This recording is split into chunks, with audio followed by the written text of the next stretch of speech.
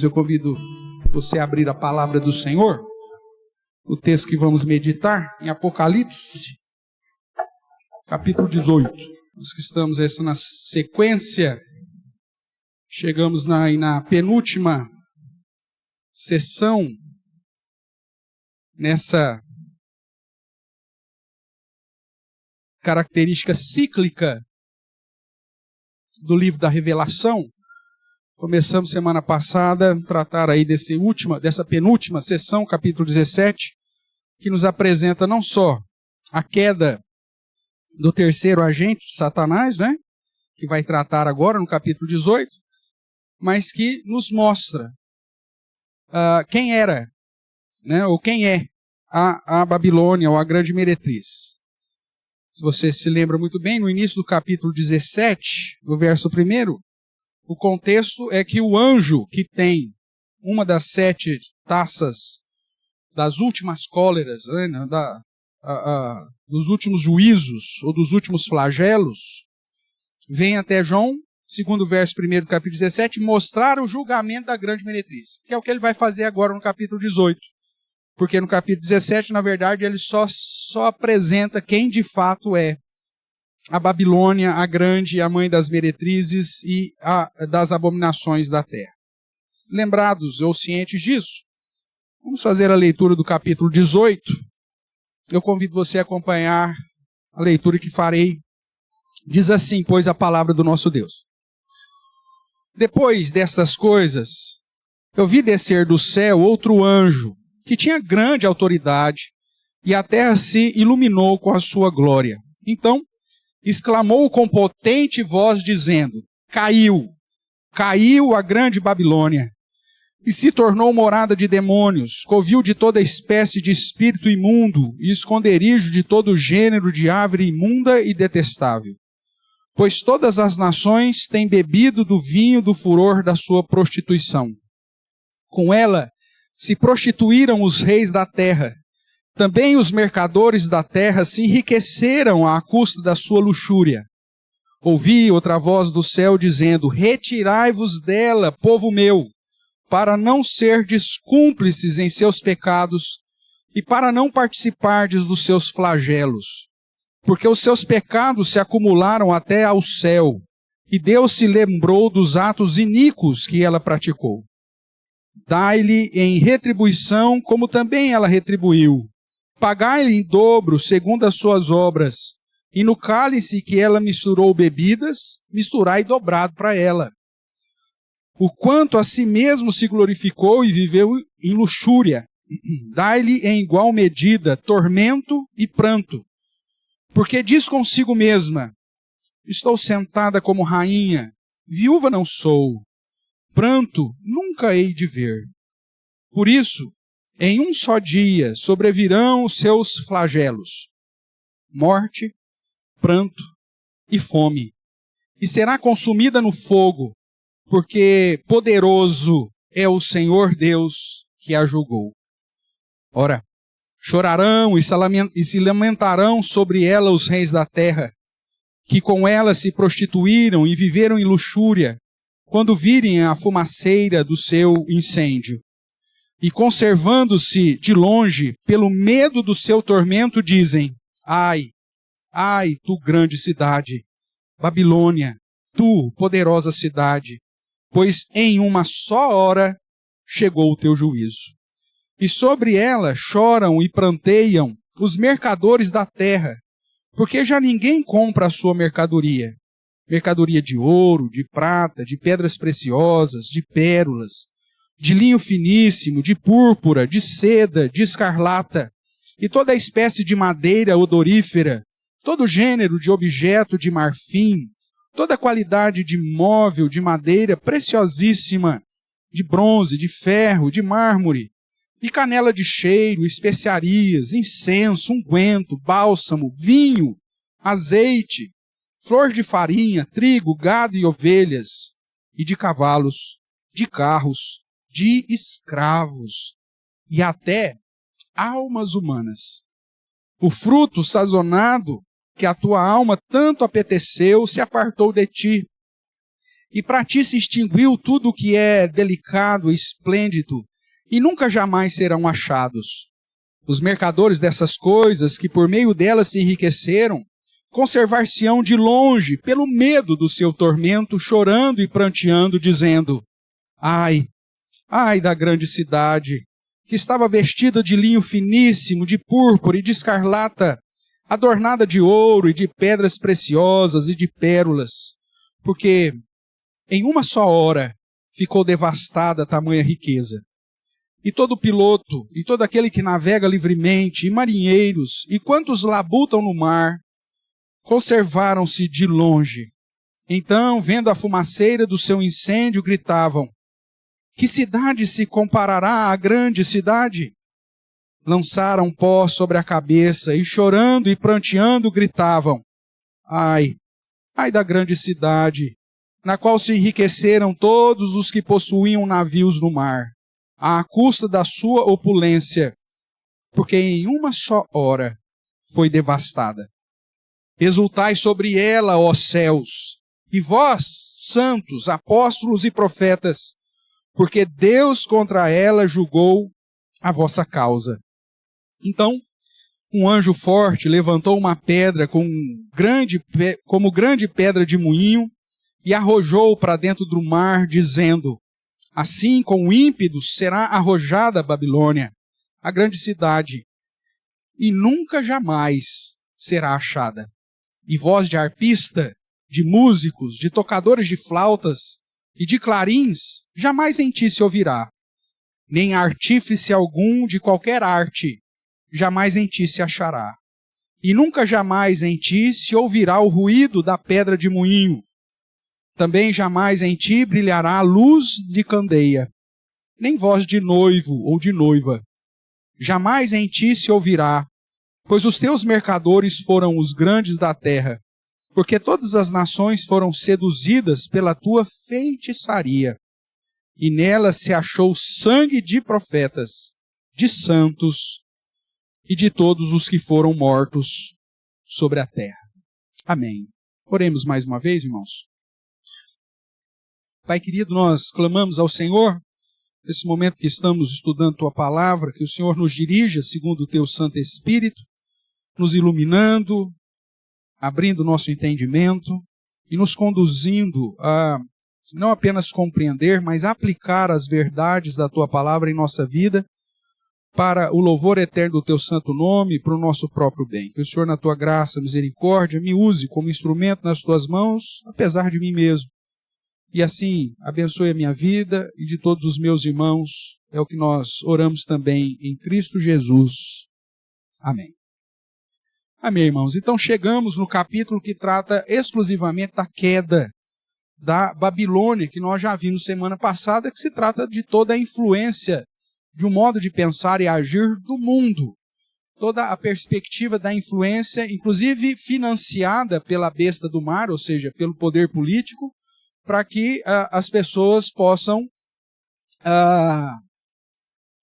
serem influenciadas e até assimilarem práticas que nós sabemos que são práticas puramente de cumprimento das concupiscências, dos desejos carnais, ou dos olhos, ou a soberba da vida, como diz o apóstolo João na sua primeira carta. Então, no capítulo 17, nos foi apresentada a Babilônia do Apocalipse, né? O terceiro agente do dragão. Já havia sido mencionado nos capítulos anteriormente, inclusive indicando já a sua queda, mas agora, de um modo geral, nós temos a visão completa. A igreja do Senhor, a quem o Senhor constituiu reino e sacerdote, já agora, você já é reino, você já é sacerdote, você já é enviado, né, pelo Senhor. Por isso que, inclusive, nesse texto você é chamado de apóstolo. O termo apóstolo aqui aponta para que foi enviado. Então, a igreja que foi enviada, ela vai receber da perseguição de Satanás. Mas Satanás, nós vimos que foi preso, não podia mais enganar as nações.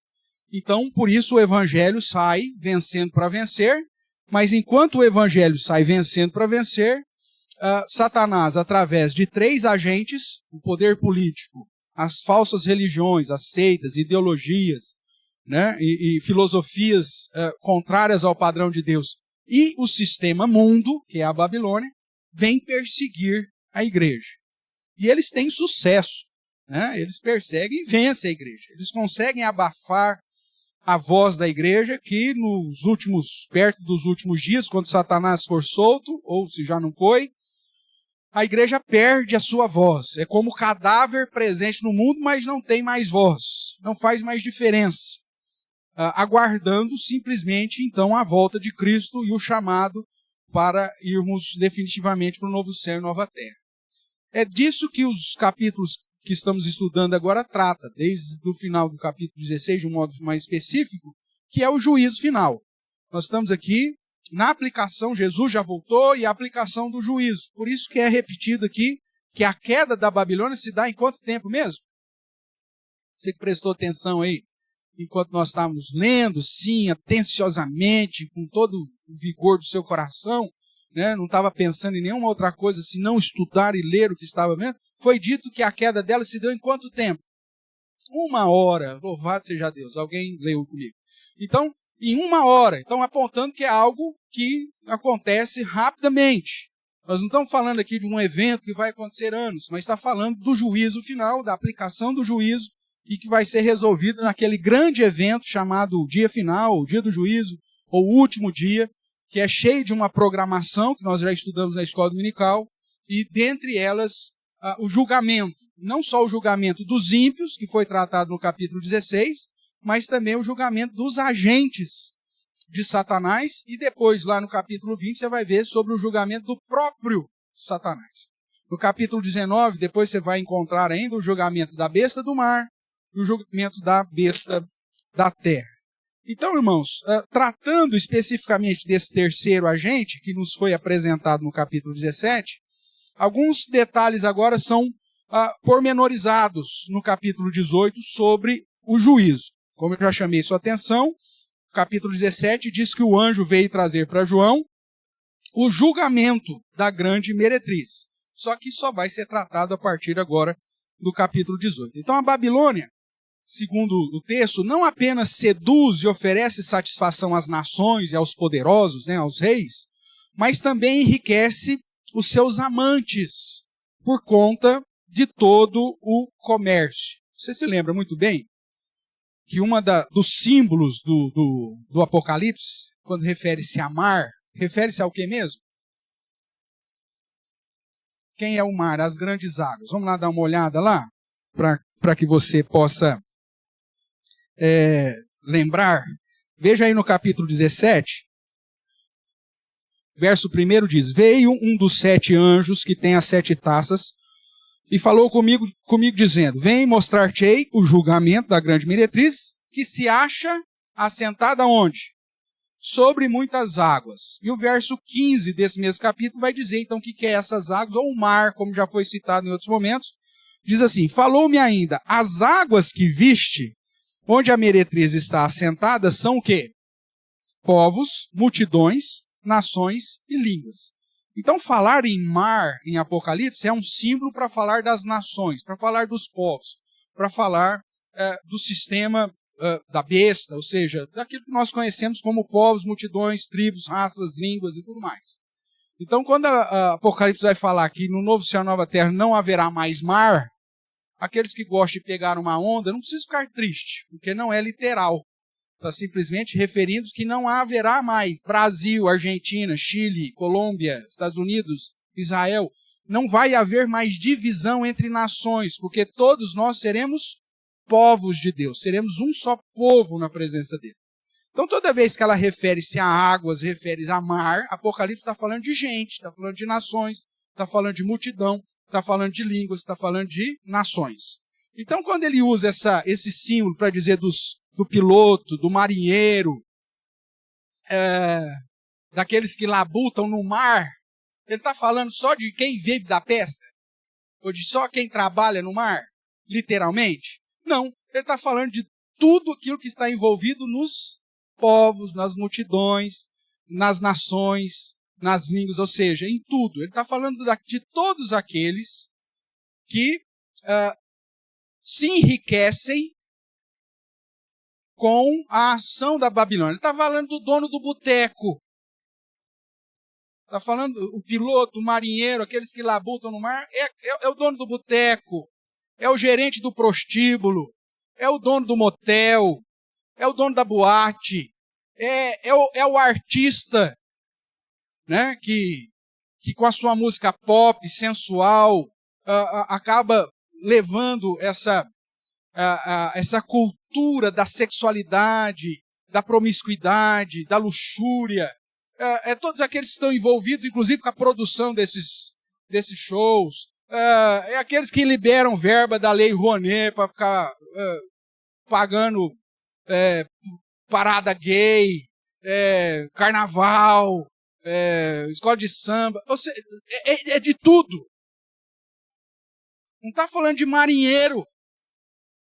Não está falando de piloto de mar. Ele está falando de todos aqueles que vivem nas águas, ou que vivem no mar, que, como nós vimos, são povos, nações, multidões, ou seja, de todos aqueles que se enriquecem pelos vícios que a Babilônia produz, por toda aquela listinha que ele deu aqui de comércio, de ostentação, de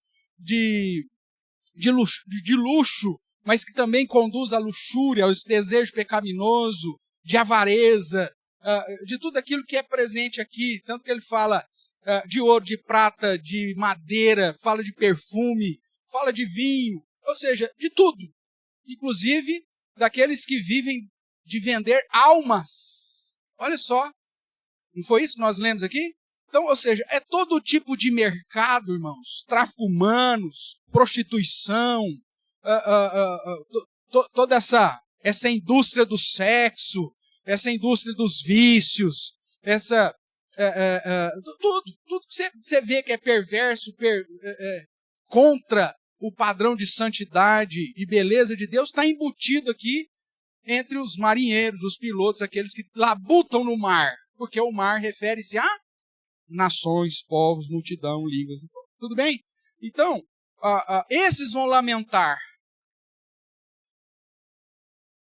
Todos os que estão envolvidos nessa grande cultura da prostituição da Babilônia, na hora que ela cair, fala, agora não dá mais para vender os meus produtos. O que eu vou fazer com a caninha 51 que eu comprei, que agora não tem ninguém mais para comprar? O que eu vou fazer com o meu estoque de cocaína? O que eu vou fazer agora com os meus engradados de uísque? O que eu vou fazer agora com os preservativos? Ou seja, tudo aquilo que está envolvido a prática de promiscuidade, de prostituição, de atividades que usam do sistema de sedução da Babilônia, vão se ver aqui numa situação em que caiu, perdeu tudo. Tudo bem? Então, abra a sua mente no sentido de compreender os símbolos de Apocalipse. Acho que mais claro que isso, difícil. Então, irmãos, tudo aquilo que produz ostentação, luxo, glamour, produzido por sua luxúria e demais pecados, além de praticar a própria feitiçaria, como é dito lá no verso 23, porque foram seduzidos, feitiçaria no sentido de sedução, de enganação, né? E de perseguição aos crentes, como é dito no verso 24. Atos iníquos, que segundo o verso 5, se acumularam ao ponto de chegar até o céu. Se lá com Babilônia, a perversidade daquele povo, né, subiu até o céu, a ideia agora é que não precisou a fumaça subir, é que era tanto pecado que chegou até o céu. São tantas práticas promíscuas, tantas práticas de violência, tantas práticas de satisfação puramente dos desejos carnais que nós vivemos, e que está todo mundo envolvido nisso, de certa forma, né? A gente investe, inclusive, nisso, às vezes sem perceber. Quando nós damos ibope, quando nós investimos na cultura da grande Babilônia, investimos os nossos recursos, né, em artistas que promovem a sexualidade e tudo mais, o que nós estamos fazendo? Nós estamos investindo na Babilônia. Nós estamos usando nosso dinheiro para enriquecer aqueles que usam desse sistema para fazer as suas riquezas, e que já estão embebecidos, né? Já se embebedaram com o vinho da prostituição da Babilônia. A devassidão aplicada, toda a prostituição, abominação realizada e perseguição produzida terá um fim. Por isso o capítulo que lemos, o verso 2, vai dizer: caiu a grande Babilônia. E lá no verso 21, se você observar, fazendo um comparativo aqui, diz aí como que foi isso, né? Mais um símbolo. Então um anjo forte levantou uma pedra, como grande pedra de moinho, e arrojou para dentro do... O que representa mesmo o mar, meu amigo? Povos, nações, né? Todo o sistema. Dizendo: assim com o ímpio será arrojada Babilônia, a grande cidade, e nunca jamais será achada. Ai, pastor, por isso que eu moro em Araraquara, nós estamos a 400 metros de altura do nível do mar, porque quando o anjo jogar essa pedra no mar, o tsunami não vai chegar aqui. Meu amigo, não é isso. Mar simboliza nações, povos, multidões, línguas. A pedra vai cair aqui também. Essa é a ideia. Tudo bem? Vamos caminhar então mais um pouquinho. E é disso então que trata o capítulo 18. O sistema iníquo, infiel, pecaminoso, que com os habitantes da terra desfrutam em rebeldia, imundície e rejeição do padrão de Deus, se tornará desolada.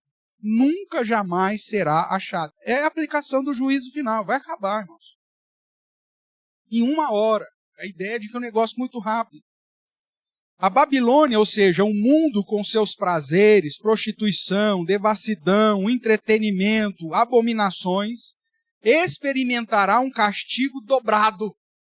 Tudo aquilo que ela fez aos homens, seduzindo, enganando, com feitiçarias, com prostituição, inclusive a perseguição que ela fez aos santos, aos apóstolos e profetas do Senhor, o texto vai dizendo, ó, dá em dobro para ela.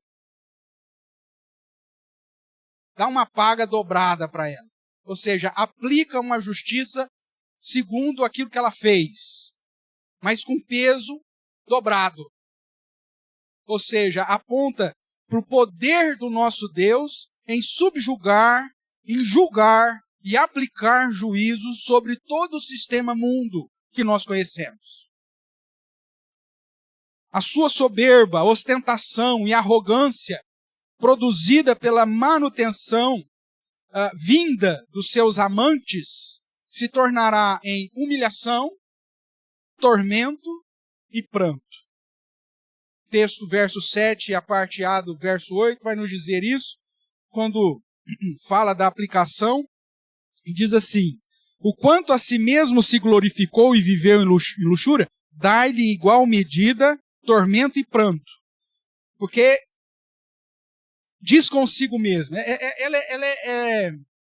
ela é soberba, ela é arrogante. Ela diz consigo mesmo, eu sou como rainha, eu que mando. Viúva? Não, eu sempre tenho amante. Viúva eu nunca vou ser. Eu não sou. E pranto nunca hei de ver. Essa é a arrogância. Parece que você está entrevistando um artista de Hollywood na noite do Oscar. Quantos e quantos você chega, às vezes você vai...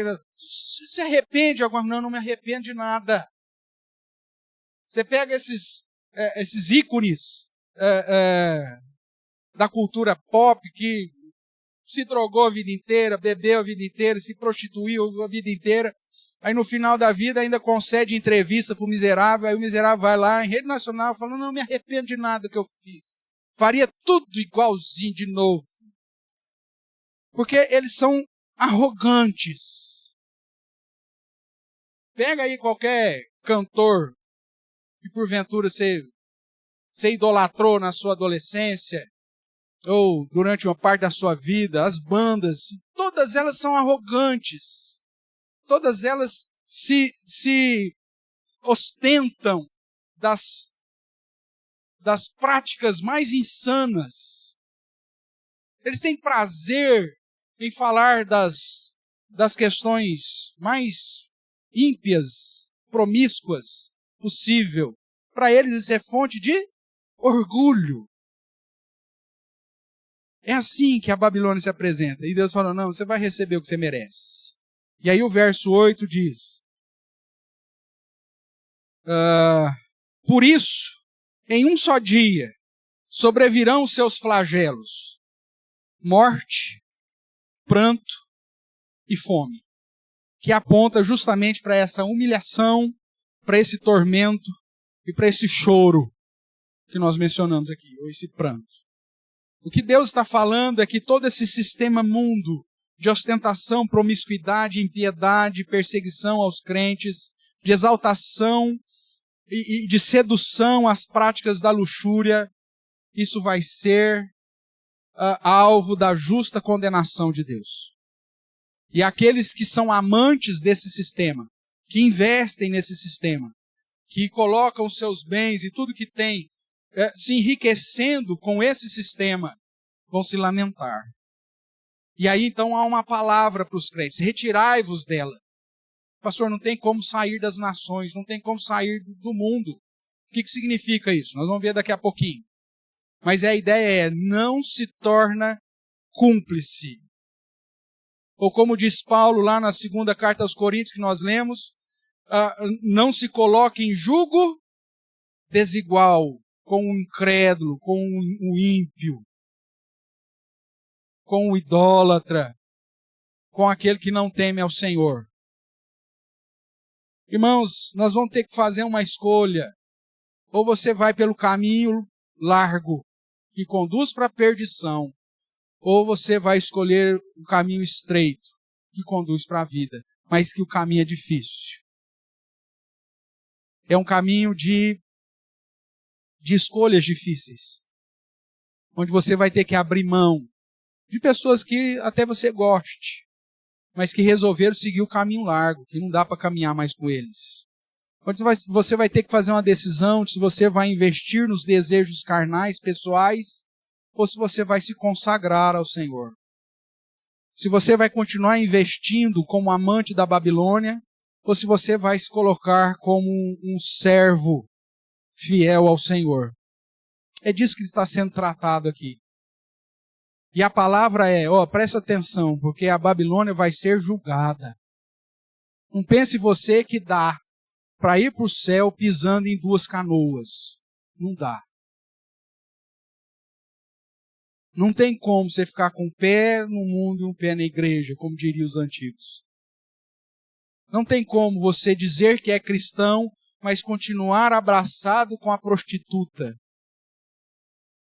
Não tem como. É disso que nós estamos falando. E aí o texto então vai dizer, caiu a grande Babilônia. O fim desse sistema se dará no dia final.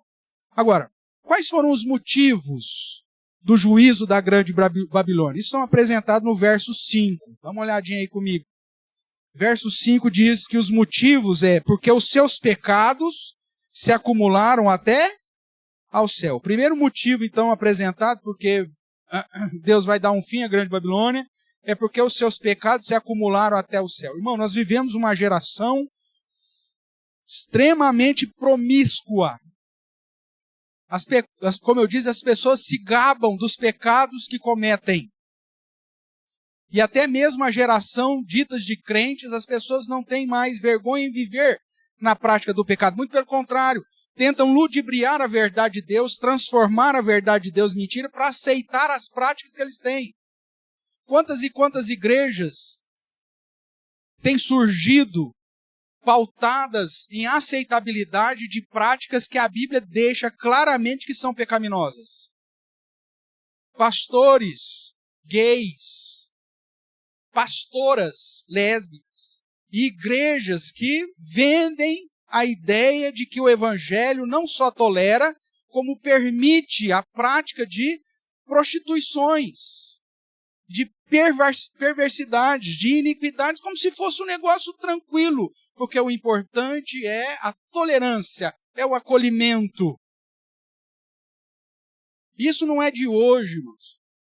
Desde a década de 80, por exemplo, você tem dentro da história da igreja brasileira surgimento de denominações que surgiram de mãos dadas com a Babilônia.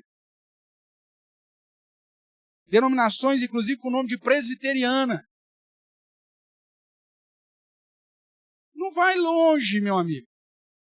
Você que é daqui de Araraquara e que tem mais de 40 anos ou 50 anos, vai se lembrar de práticas dentro da igreja, pastores,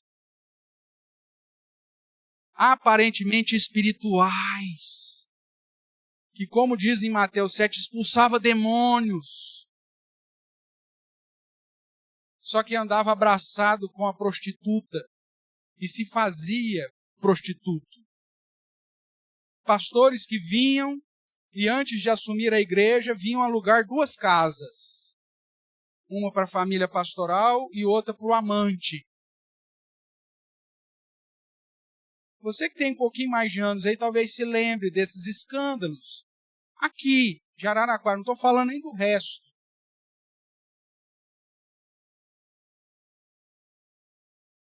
Então, cuidado, irmãos. Igrejas hoje já estão totalmente vendidas. Já se prostraram e já beberam do vinho da devassidão. Ou nós assumimos um caminho diferente, de caminho estreito, entrando pela porta estreita, ou a tendência é nós sermos seduzidos, ludibriados, enganados, atraídos, puxados pela grande Babilônia. E ainda vamos defender que está certo. Cuidado. Então, o primeiro motivo que a grande Babilônia vai cair é por conta da prática dos seus pecados que se acumulam. É um atrás do outro. O segundo motivo, no verso 5 ainda, diz assim: porque Deus se lembrou dos atos iníquos que ela praticou. Não só das práticas de pecaminosidade, mas da perseguição contra a igreja. O verso 24 vai dizer que nela foi achado o quê? Sangue de profetas, sangue de santos e de todos os que foram mortos sobre a terra. São práticas iníquas de violência, de perseguição, que demonstra toda a sorte de iniquidade. Esse, portanto, são os 2 motivos que o texto nos apresenta, porque Deus vai aplicar um julgamento definitivo sobre a Babilônia. Aqui, então, está toda a sorte de atos iníquos, prostituição, abominação e todo tipo de prática pecaminosa. E aí nós podemos fazer uma listinha bem simples, como a sua listinha lá de supermercado, né? Prostituição, luxúria, soberba, ganância, ostentação, imundícia, devassidão, corrupção, entretenimento vil, sedução, vícios, e aí entra todo tipo de droga, bebida, tudo que você puder pensar, jogos, betes, né? Adultério, feitiçaria, escravidão, abusos, domínio, promiscuidade, infidelidade, impureza, homossexualismo, ociosidade, engano, injustiça, defraudação, sonegação, manipulação. Ou seja, a lista não acaba. Chegou até o céu. E cada dia você vê as pessoas mais e mais se envolvendo a isso. E o que é pior? Pessoas que se dizem servas de Deus, entrando, sendo seduzidas e praticando tais coisas. Esse é o motivo porque Deus vai derramar do juízo sobre a Babilônia. Nesse contexto da apresentação do julgamento da grande meretriz, com detalhes da sua atuação e ação, 2 palavras do céu aos crentes é destaque. Veja o que diz capítulo 18, verso 4. Diante de tudo isso, nos é apresentado assim: ouvi outra voz da onde? Outra voz do céu. Que dizia: retirai-vos dela, quem? Povo meu. Se a voz veio do céu, essa aqui está falando para o povo do céu. Lembra que há uma distinção entre o povo do céu e os habitantes da terra. Entre aqueles que receberam a marca, o selo de Deus, e aqueles que receberam a marca e o selo da besta. É sempre essa distinção. A grande pergunta que você tem que fazer é: eu faço parte de que povo? Eu faço parte do povo do céu, daqueles que receberam o selo de Deus, que foram constituídos reinos e sacerdotes, ou eu faço parte daqueles que habitam a terra, que receberam a marca da besta e adoram a imagem da sua besta, e que, portanto, são amantes da Babilônia? Que grupo você está? Porque dentre desses que receberam a marca da besta, que são amantes da Babilônia, irmãos, muitos deles são religiosos. Nós já vimos isso em outros momentos. Eles são religiosos. Eles procuram uma religião, eles procuram vir na igreja. Eles têm um temor. Só que o modo de vida deles não condiz com o selo de Deus. Aquilo que eu falei, se não me engano, no último sermão, né? O fato de você ser membro, seu nome estar no hall da igreja, não te conduz para o céu. O seu nome tem que estar no livro da vida.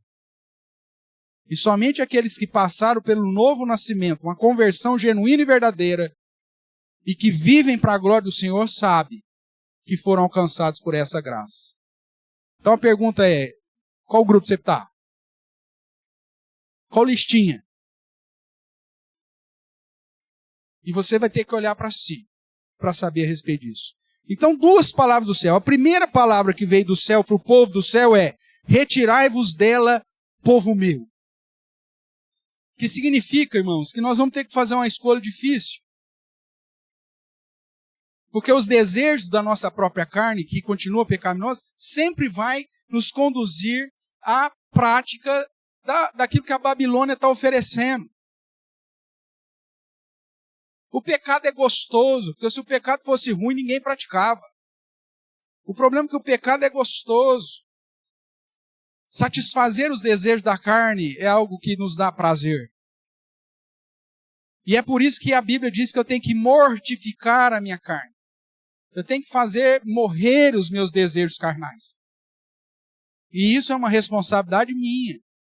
Não adianta eu falar assim: o Senhor mata os meus desejos. A única coisa que ele pode fazer é te levar para o céu antes. Porque quem tem que lutar contra as inclinações da sua carne é você mesmo. Desde Caim, o próprio Deus diz: eis que o pecado jaz à porta. O seu desejo será contra ti. Mas cabe a você dominá-lo. É você que tem que lutar contra as suas inclinações carnais, contra os seus desejos homossexuais, contra os seus desejos promíscuos, contra os seus desejos de satisfazer a concupiscência da carne, a concupiscência dos olhos, o desejo e a soberba da vida, irmãos. Responsabilidade sua. Não adianta você chegar para Deus e falar: Senhor, me ajuda, tira isso de mim. Aí no outro dia acorda: ah, Deus não tirou? Então, vou continuar. Deus não quis tirar os meus desejos pecaminosos. Meu amigo, não é assim que funciona. É você que tem que lutar contra isso. É você que tem que se achegar a Deus. Mesmo ciente de que é Ele que opera todas as coisas. É você que tem que entender que a amizade com o mundo se constitui imediatamente em inimizade contra Deus. É sua responsabilidade.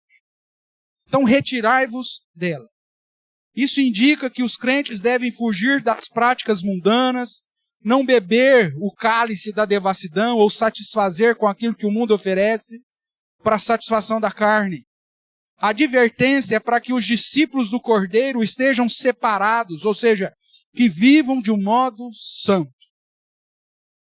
Essa é a primeira palavra do céu para o povo do céu. O motivo é para que não nos tornemos cúmplices e para não participarmos do castigo destinado à Babilônia. Eu espero que você tenha lido lá o texto que eu citei semana passada, você lê Efésios, capítulo 5, que diz que como você deve andar.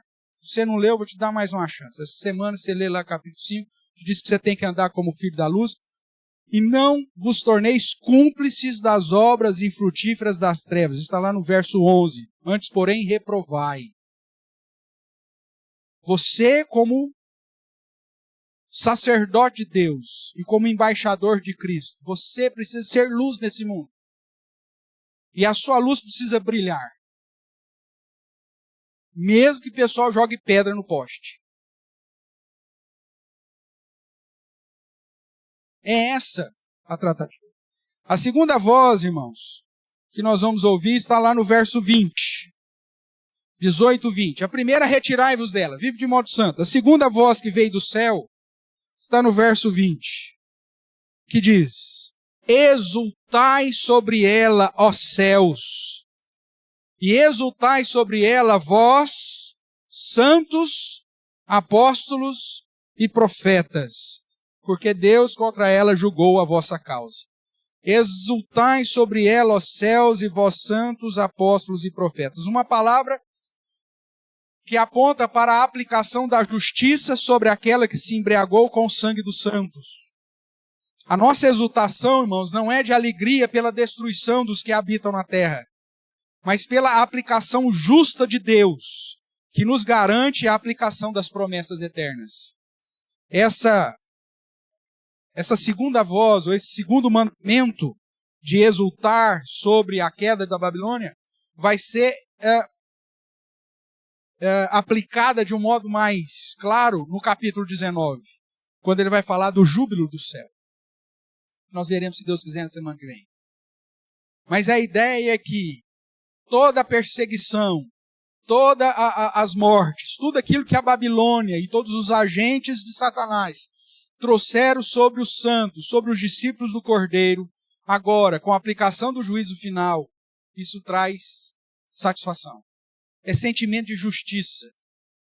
Talvez você já tenha vivido alguma situação, sim, minimamente, que te dá uma certa noção do que se está tratando. Imagine que você é alvo de uma injustiça grande. Alguém cometeu uma injustiça grande contigo, e aí você abriu um processo para que aquela injustiça fosse sanada.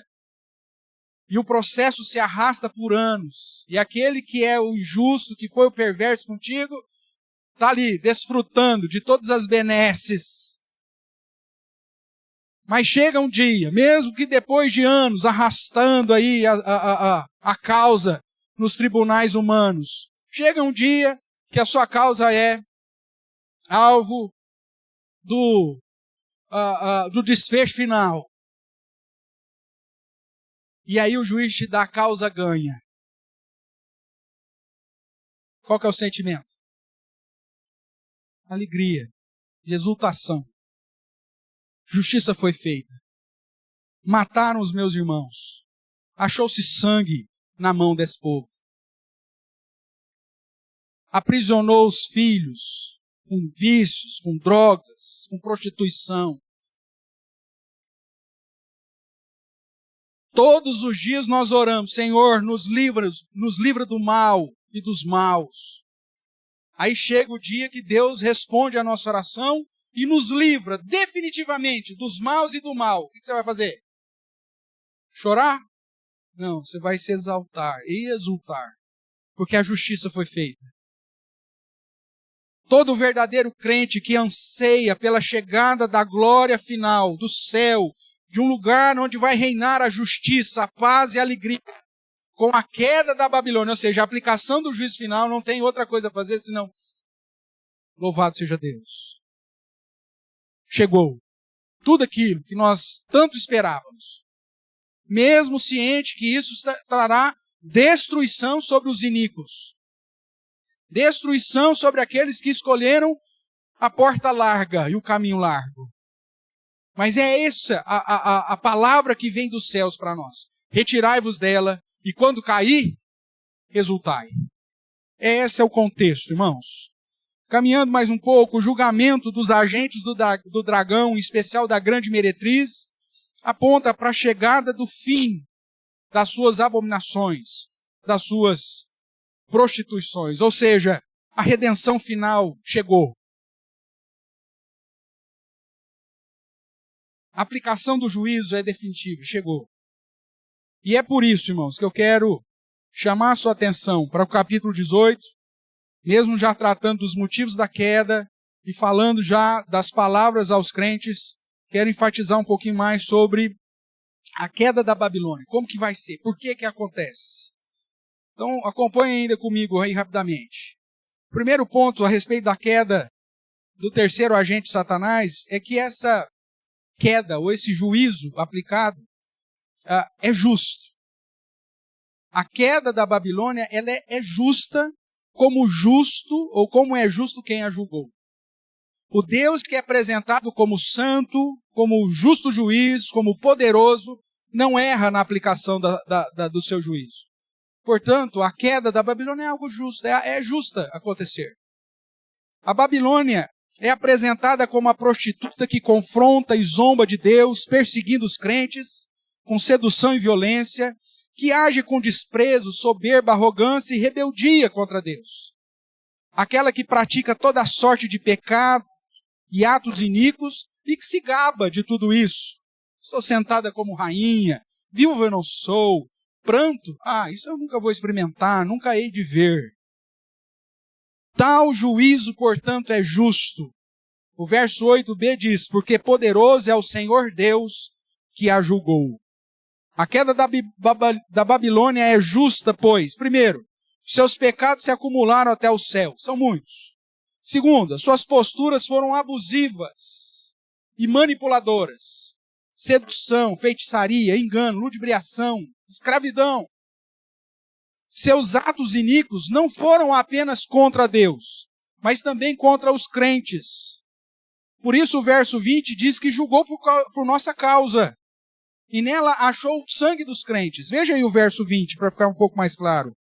Exaltai sobre ela os céus e vós santos, apóstolos e profetas, porque contra ela julgou o quê?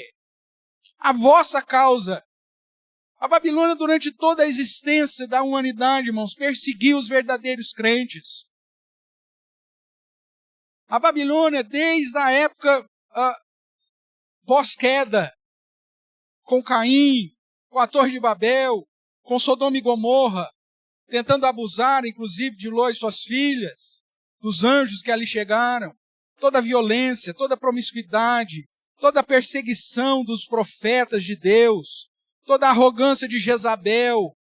Ou seja, nós temos uma história que é a história da humanidade, de atrocidades feitas da Babilônia contra os crentes, contra o povo de Deus. É por nossa causa que Deus vai aplicar sobre ela o justo juiz. Por isso você tem que se exaltar. Sua causa foi tratada. E foi te dado ganho. Segundo motivo, irmãos, da queda, é que a queda é definitiva e destrutiva. Não tem volta. Segunda realidade a respeito da queda da Babilônia é que ela é definitiva e destrutiva. O juízo e, consequentemente, a queda são apresentados de um modo definitivo. Em um só dia, em uma só hora, chegou o teu juízo. Em uma só hora, ficou devastada a tamanha riqueza. Em uma só hora, foi devastada. Nunca jamais será achada. Jamais em ti se achará. Nunca jamais em ti se ouvirá. São todas expressões que apontam para o fato de que, depois desse juízo, não tem mais chance para o mundo que conhecemos. A queda é definitiva e destrutiva quando é apresentada em termos e expressões como tornou-se morada de demônios, covil, esconderijo, sobrevirão os seus flagelos, será consumida no fogo, ficou devastada. Uma fumaceira saiu do meio dela, do seu incêndio, e com um ímpeto uma pedra foi arrojada sobre ela, foi devastada. São todas expressões, irmãos, que apontam para uma destruição definitiva.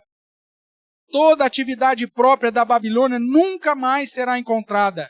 Os pecados, a prostituição, as festas firmadas na luxúria, os atos promíscuos, o hedonismo, a sedução dos vícios, a bebedeira, a glutonaria, a riqueza proveniente das práticas próprias da Babilônia, a ostentação, ludibriação, o engano, a imoralidade presentes em atividades do dia a dia não mais existirão. A grande cidade, tão poderosa, cheia de amantes e falsos amores, mãe de meretrizes e das abominações da terra, experimentará o seu fim, de forma definitiva e destrutiva. Não vai sobrar nada. Por isso, retirai-vos dela, para não ser cúmplice e para não receber o castigo que ela vai receber. O terceiro ponto, irmãos, da queda da Babilônia é que ela gera lamentos por um grupo, mas deve gerar exultação por outro grupo. Nós vemos um sentimento antagônico. Os habitantes da terra que receberam a marca da besta, adoram a sua imagem e que se embriagaram com os prazeres da Babilônia, eles choram. Enquanto que o povo do céu exulta. Deus julgou a nossa causa. Todos os amantes das nações, seduzidos pela feitiçaria, ostentação, opulência e luxúria da Babilônia, choram, pranteiam, lamentam por sua queda justa, definitiva e destrutiva. Nós vemos no verso 9 que os reis da terra choram e lamentam, ficam com medo. Os mercadores da terra. Lembra que terra refere-se aqui, besta da terra, refere-se a falsos ensinos, falsos mestres, falsas religiões. Todos aqueles que viveram segundo a besta da terra, todos os enganos provenientes dela, e que fizeram da fé, inclusive comércio, também se lamentam. E os navegadores, aqueles que atuam no mar, pilotos, marinheiros, ou seja, aqueles que trabalham nas nações. Pega tudo. Os reis da terra, os servos das falsas religiões e o servo de todas as áreas das nações. Todos eles se lamentam, choram e ficam com medo em ver a queda da Babilônia. A alegria produzida pelo entretenimento, pelos prazeres e a satisfação dos desejos carnais dão lugar ao choro, ao lamento e principalmente ao medo. Vou ter tempo aqui, mas se você observar aí, nas 3 sessões que falam dos lamentos dos habitantes da terra, todos vão dizer, e eles estavam com medo, se colocavam à parte, falando, ai, ai, coitada da grande cidade, caiu. Em uma só hora veio toda a destruição sobre ela. Agora, por outro lado, a mesma situação, aqueles que estavam retirados da grande cidade, que recusaram beber do cálice da sua devassidão, fugiram das suas abominações e prostituições, são convidados a romper-se em alegria real. A queda da Babilônia, que como você sabe, anda com a besta, e por isso a pedra foi arrojada dentro do mar, que simboliza muitas águas, povos, multidões, nações e línguas, significa que a nossa causa foi julgada. Os nossos opressores foram condenados e a nossa redenção definitiva chegou. O sangue dos servos de Deus foi vingado. Dá uma olhada aí já. Na sessão seguinte, capítulo 19, verso 2. O júbilo por conta da aplicação do juízo final. Depois dessas coisas, ouvi já no céu, como um grande voz de numerosa multidão dizendo, aleluia, a salvação e glória e o poder são do nosso Deus. O verso que eu quero. Porquanto verdadeiros e justos são os seus juízos. Pois julgou quem? A grande meretriz, que corrompia a terra com a sua prostituição. E das mãos dela fez o quê? Vingou o sangue dos seus servos. A nossa exultação é porque a nossa causa foi julgada. E Deus aplicou justa punição sobre aqueles que se levantaram contra os crentes, perseguiram os nossos irmãos e os mataram. E que sabe lá, pode ser que até um de nós possa ainda ser alvo desse martírio até o final dos nossos dias. Há exultação da parte dos que habitam, do povo do céu, porque a causa foi julgada. Aleluia. É assim que começa o cântico da exultação do capítulo 19. Para concluir, irmãos, A cena do juízo final continua. Primeiro aplicado sobre os homens, portadores da marca da besta, os adoradores da sua imagem, foi tratado lá no capítulo 16. Agora aplicado sobre a Babilônia, o sistema mundo, que através da cosmovisão pervertida, enfeitiçada pela busca da satisfação dos prazeres, usa o comércio, a economia, as artes, a música, a produção industrializada, a ciência e as celebrações para seduzir todos. Reis, mercadores, pilotos, navegantes, trabalhadores da nação, ou seja, do mar. Os reis, os que trabalham na terra e os que trabalham no mar. Segundo Apocalipse 18. E ainda no capítulo 19, você vai ver que a aplicação será também sobre a besta do mar e a besta da terra, que é apontada aqui como falso profeta, cujo juízo será aplicado ou registrado aqui em Apocalipse 19, verso 20. Acompanhe a leitura aqui. Mas a besta foi aprisionada, e com ela o falso profeta. Então a besta refere-se à besta do mar, o falso profeta refere-se à besta da terra. Que com os sinais feitos diante dela, seduziu aqueles que receberam a marca da besta e eram os adoradores da sua imagem. Os dois foram lançados vivos. Na onde? Dentro do lago de fogo que arde com enxofre. Aqui nós vemos a aplicação do juízo sobre os três agentes. Babilônia, a besta, falso profeta. Ou seja, a meretriz, a besta do mar e a besta da terra. É disso que vai ser tratado ainda nessa penúltima sessão no capítulo 19. Mas a ideia, irmãos, é essa cena do juízo final. E sempre a palavra ao povo do céu é a mesma. Mantenham-se santos. Sê fiel até a morte. Mortifica a vossa carne, os desejos do seu coração. Entre pela porta estreita. Não tenha comunhão e não seja cúmplice com aqueles que não andam segundo o nosso Deus. Não tem como, irmãos. Não se coloque em jugo desigual. É essa a expressão de todas as Escrituras.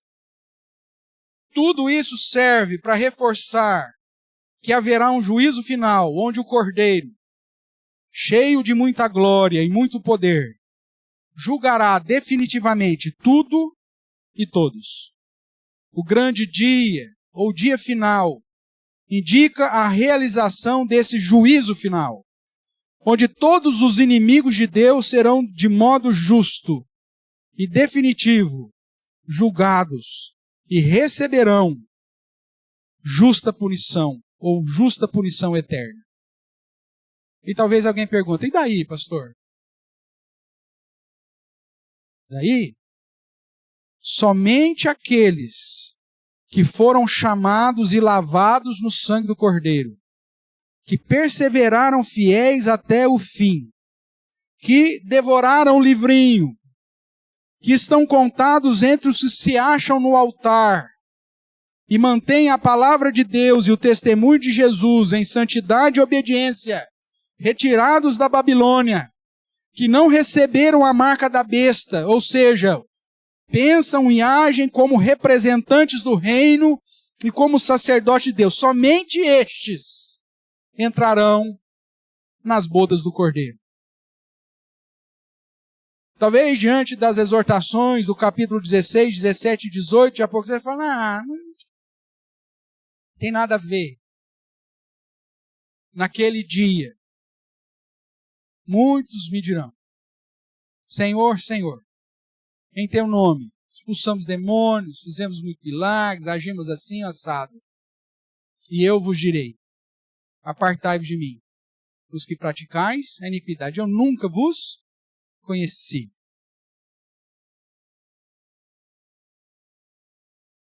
O fato de você estar no convívio de uma igreja não faz de você um verdadeiro servo de Deus. A sua postura, irmãos, é que vai mostrar de que lado você está. Dos habitantes da terra ou do povo de Deus. Que Deus tenha misericórdia de nós.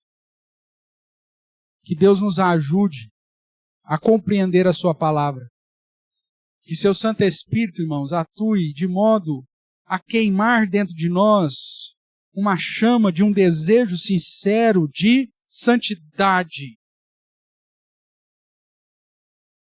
Que o Senhor atue em nosso coração de tal forma que o maior desejo da nossa vida seja satisfazer as vontades dele e não as nossas. Que nós possamos, de fato, escolher a porta estreita e entrar por esse caminho. Mesmo sabendo que isso vai doer. Porque vai exigir de mim escolhas contrárias ao meu próprio desejo carnal. Mas se eu quero glorificar aquele que me arregimentou, eu vou ter que fazer essa escolha. E olha que o dia se aproxima. Por isso Hebreus vai nos dizer que devemos perseverar na fé e na carreira cristã que nos foi proposta. Não deixando de nos congregar, como é costume de alguns, vai dizer Hebreus. Ainda mais vendo que o dia se aproxima. Irmãos, é a última hora. Desperta, consagre-se, sirva, vive para a glória do Senhor. Como nós temos falado nesse ano, quer comais, quer bebais, ou façais outra coisa qualquer, faça tudo para a glória do nosso Deus. Que Ele assim nos abençoe.